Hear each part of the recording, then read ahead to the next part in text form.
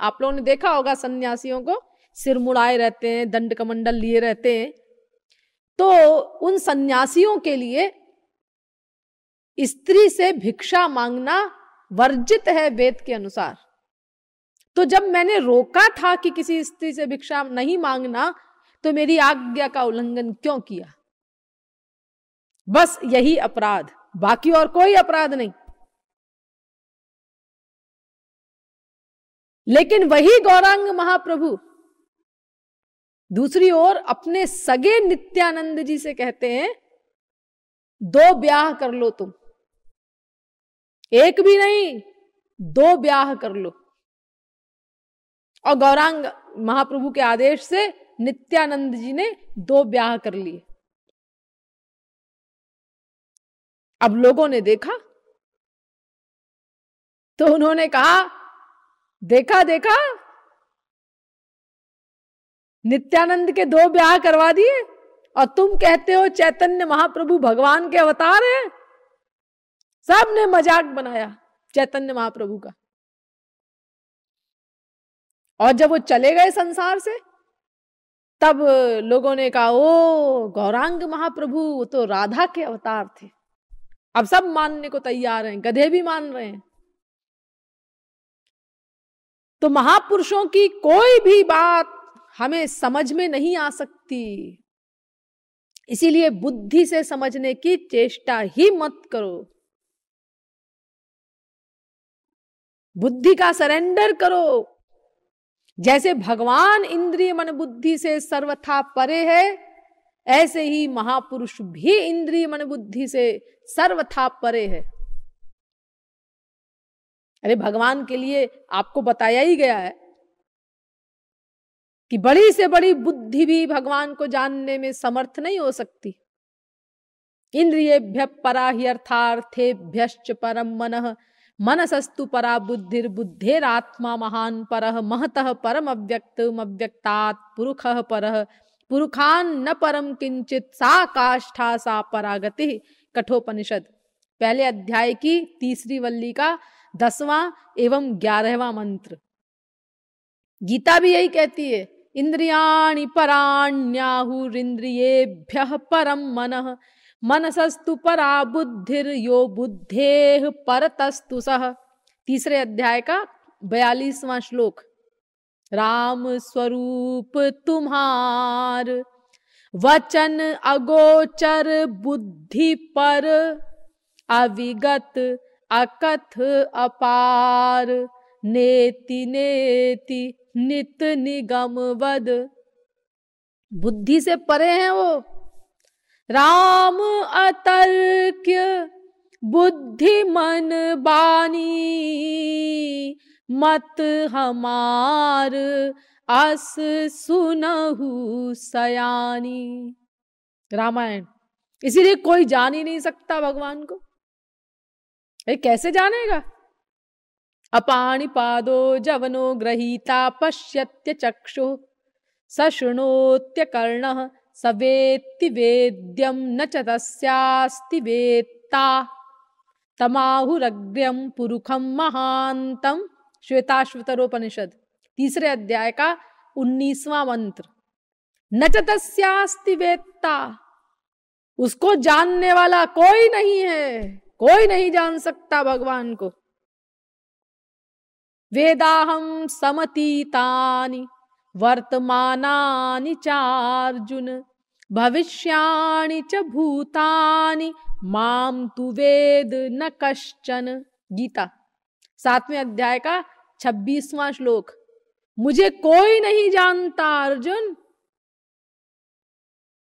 जो कुछ अब तक हुआ है, जो कुछ हो रहा है, जो कुछ होगा, भूत वर्तमान भविष्य, वो सब कुछ मैं जानता हूं, लेकिन मुझे कोई नहीं जानता। प्लूटार्क ने एक शिलालेख प्रिजर्व किया है। उस शिलालेख का भी लगभग यही अभिप्राय है। I am all that hath been, and that is, and that shall be, and no mortal hath ever raised my veil. मुझे आज तक कोई नहीं जान सका, मुझे आज तक कोई नहीं देख सका।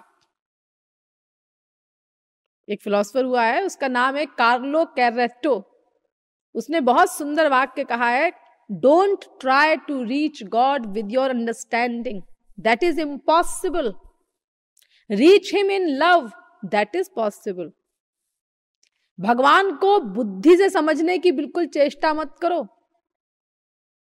अपनी बुद्धि के द्वारा अगर तुम भगवान तक पहुंचना चाहते हो तो ये असंभव है।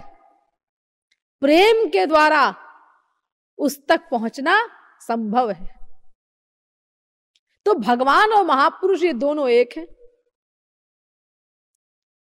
ये मैं आपके समक्ष सिद्ध कर चुकी हूं वैदिक विज्ञान के द्वारा। इसीलिए जो नियम भगवान पर लागू होता है वही नियम महापुरुष पर भी लागू होता है। एक ही तो है दोनों। यस्य साक्षात् भगवति ज्ञानदीप प्रदे गुरौ मर्त्या सद्धीः श्रुतम तस्य सर्वं कुंजर शौचवत्। भागवत 7वें स्कंद के 15वें अध्याय का 26वां श्लोक। वो साक्षात भगवान है महापुरुष।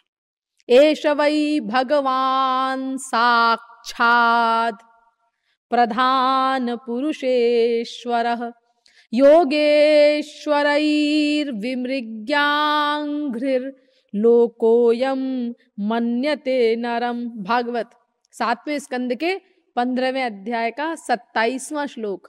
वो साक्षात भगवान है महापुरुष। देवता बांधवाः सन्तः संत आत्माहमेव च। भागवत 11वें स्कंद के 26वें अध्याय का 34वां श्लोक। भगवान कह रहे हैं कि वो मैं ही हूं महापुरुष के रूप में। महापुरुष नाम की कोई अलग पर्सनैलिटी नहीं होती। मदभिज्ञम गुरुम शांत मुपासीत मदात्मकम। भागवत गुरु को मेरा ही स्वरूप समझो। स्वयं भगवान कह रहे हैं बारंबार। उद्धव से भगवान श्री कृष्ण ने कहा भागवत के 11वें स्कंद के 17वें अध्याय के 27वें श्लोक में, आचार्यं मां विजानीयान् नावमन्येत कर्हिचित् न मर्त्य बुद्ध्या सूयेत सर्वदेव मयो गुरु। उद्धव, गुरु को मेरा ही स्वरूप समझो, साक्षात श्री कृष्ण ही मानो, मेरे बराबर मानो, ऐसा नहीं। यानी महापुरुष और भगवान एक हैं। इसीलिए जैसे भगवान इंद्रिय मन बुद्धि से परे हैं, किसी की समझ में नहीं आ सकते, ऐसे ही महापुरुष भी इंद्रिय मन बुद्धि से परे है, किसी की समझ में नहीं आ सकता। इसीलिए श्रद्धा युक्त हो करके, शरणागत हो करके साधना करो। तो साधना करने से ज्यों ज्यों अंतःकरण शुद्ध होता जाएगा, त्यों त्यों उसकी बातें समझ में आती जाएंगी। नेचुरल आने दो समझ में, जबरदस्ती न करो। देखो, एक पहलवान है, वो जब पैदा हुआ था और उस समय उसको वो मुक्का लगा दिया गया होता जो उसको आज लगाया जा सकता है, तो क्या हाल होता? वो पहलवान संसार से परे चला जाता। बहुत साल उसने प्रैक्टिस की है, तब आज वो इस स्थिति पर पहुंचा है कि मुक्के खा रहा है फिर भी खड़ा है। तो ये तो मैं लिमिटेड जगत की बात आपको बता रही हूं, संसार की। फिर महापुरुष तो अनलिमिटेड जगत के हैं, अलौकिक जगत के हैं, जहां की हर चीज अनंत है। तो वो महापुरुष हमारी इस सीमित लघु तुच्छ बुद्धि में कैसे समा सकते हैं? कैसे हम उनको समझ सकते हैं? इसलिए चैतन्य महाप्रभु कहते हैं कि तार वाक्य क्रिया मुद्रा विज्ञे न बुझे। अरे तुम तो हो किस खेत की मूली? मनुष्यों, जो सरस्वती बृहस्पति हैं वो भी नहीं समझ पाते महापुरुषों के क्रियाकलाप, उनकी चेष्टाएं, उनके वाक्य क्या सेंस रखते। अंतर्वाणी भिरप्यस्य मुद्रा सुष्ठु सुदुर्गमा। जो अंतर भीतर ज्ञान का भंडार भरे हुए हैं वो भी नहीं समझ पाते महापुरुषों को। क्वचित शिष्टाः क्वचित भ्रष्टाः क्वचित भूत पिशाचवत्। भागवत। कभी तो महापुरुष आपको ऐसे दिखाई देगा जैसे बड़ा सभ्य है, बड़ा शिष्ट है, बिल्कुल हर चीज एटिकेट से, सभ्यता से, और कभी ऐसा दिखाई देगा जैसे बहुत भ्रष्ट हो। आप कहेंगे इसकी तो शक्ल भी देखने लायक नहीं। क्वचित शिष्टाः क्वचित भ्रष्टाः और क्वचित भूत पिशाचवत्। और कभी ऐसी दिखाई देंगी उसकी चेष्टाएं जैसे कोई पागल की चेष्टाएं होती हैं, जैसे किसी को भूत प्रेत लग जाए तो अपसेट माइंड हो जाए, अंडबंड काम करे। कभी आपको महापुरुष ऐसा दिखाई देगा तो आप उस समय कहेंगे ढीला है इसका कुछ, एक हो दो हो ढीला है। बड़े बड़े ज्ञानी नहीं समझ पाते तो हम लोग क्या समझेंगे भला? कैसे समझेंगे हम महापुरुषों को? क्योंकि उनकी कथनी करनी सब अटपटी विचित्र, और हम लोग एक साइड वाले हैं, संसार वाले। हमारी दुनिया अलग है, उनकी दुनिया अलग है, हमारे कानून अलग हैं, उनके कानून अलग हैं। हम शास्त्र वेद का सम्मान करते हैं और महापुरुष लोग शास्त्र वेद के मस्तक पर पैर रख करके चलते हैं। ब्रह्मविद श्रुति मूर्धनि, वेद के मस्तक पर पैर रखकर चलता है महापुरुष। उसके लिए कोई शास्त्र वेद संविधान कुछ नहीं। तो कैसे समझ में आएगा महापुरुष? सोचिए, जिस संसार से विरक्त होकर के वानप्रस्थ में लोग जंगल में जाते हैं, अरे मतलब जाते थे प्राचीन काल में, और फिर संन्यास लेकर के भगवान की उपासना करके भगवत प्राप्ति करते थे। भगवत प्राप्ति के बाद प्रहलाद करोड़ों वर्ष राज्य करते हैं। अगर हम लोग प्रहलाद को राज्य करते हुए देखें, देखा होगा हम लोगों ने उस समय में भी, क्योंकि हम लोग तो थे ना उस समय भी, अनादिकाल से चल रहे हैं हम लोग। तो हम लोगों ने उस समय क्या कहा होगा? ये कब से राजा हैं जी? ये 43,20,000 वर्ष का 4 युग, 71 बार 4 युग बीत चुके हैं, ये तब से राजा हैं, एक मनवंतर से। अरे राम राम राम राम, अभी तक इनकी प्यास ही नहीं बुझी राज्य करने की। अरे देखो, हमारे संसार में कोई मिनिस्टर अगर बहुत दिनों तक अपनी सीट पर रहता है तो लोग क्या कहते हैं? अरे भाई इसको बदलो, किसी दूसरे को लाओ, या अब यही जमा रहेगा क्या इस सीट पे हमेशा? लेकिन देखो, इतने लंबे समय से राज्य कर रहे हैं प्रहलाद, करोड़ों वर्षों से, लेकिन लोभ नहीं है भीतर, उस राज्य से कोई मतलब नहीं है उनको भीतर से। ये हमारी बुद्धि कैसे स्वीकार करेगी? कैसे जानेंगे हम महापुरुष को? इसीलिए भगवत प्राप्ति किसने की है ये जानना अत्यंत कठिन है। महापुरुष को तो केवल उसी कक्षा का कोई दूसरा महापुरुष ही समझ सकता है। संसारी व्यक्ति महापुरुष को समझने की चेष्टा करे तो ये वैसे ही उपहासजनक है जैसे कोई ABCD पढ़ने वाला बच्चा और वो प्रोफेसर की योग्यता का निर्णय करने के लिए चले। लेकिन फिर भी महापुरुषों को जानना ही पड़ता है, कुछ प्रत्यक्ष प्रमाण से, कुछ अनुमानक प्रमाण से, कुछ अनुभव प्रमाण से। उनको जानना ही पड़ता है, समझना ही पड़ता है, वरना तो कभी किसी जीव को भगवत प्राप्ति हो ही ना सके।